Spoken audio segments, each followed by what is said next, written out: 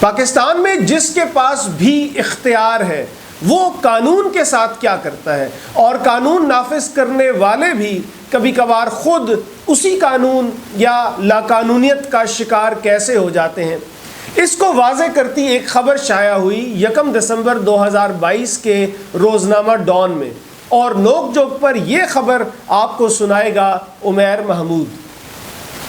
لاہور سے شائع ہونے والی یہ خبر کہتی ہے کہ موٹر وے پولیس کے 2 اہلکاروں کو معطل کر دیا گیا۔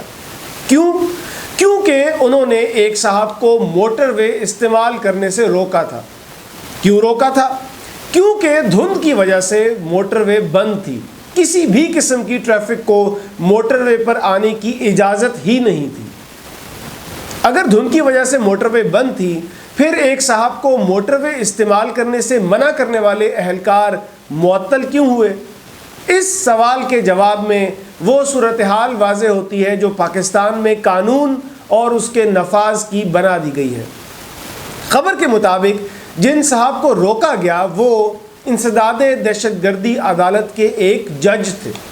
کوئی 3 دن پہلے وہ اپنے پولیس دستے کے ہمراہ مرید کے انٹرچینج پہنچے تاکہ موٹر وے پر داخل ہو سکیں۔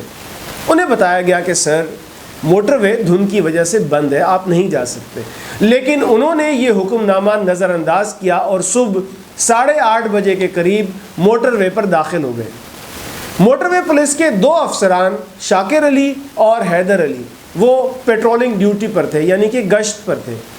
انہیں کال موصول ہوئی کہ دھند کی وجہ سے موٹر وے بند ہے، لیکن ایک گاڑی اس بندش کی دھجیاں اڑاتے ہوئے موٹر وے پر آ گئی ہے۔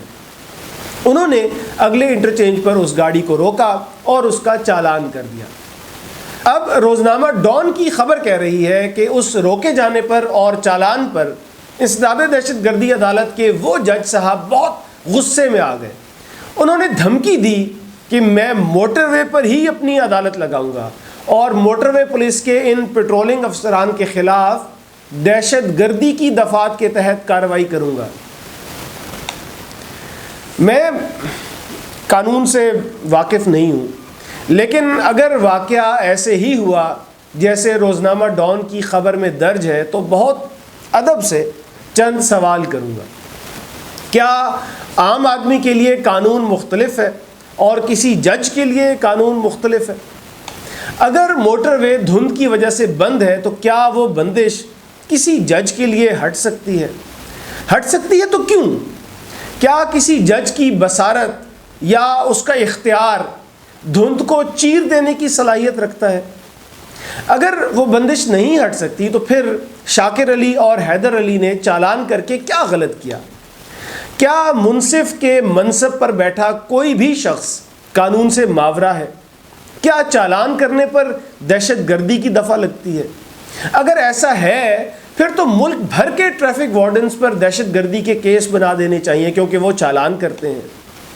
اور سوال تو موٹر وے پولیس سے بھی بنتا ہے کہ انہوں نے اپنے ہی افسروں کو معطل کیوں کیا؟ کیا ان افسروں کی جانب سے چالان کرنا غلط تھا، یا موٹر وے پولیس بھی انصاف سے ڈر گئی تھی؟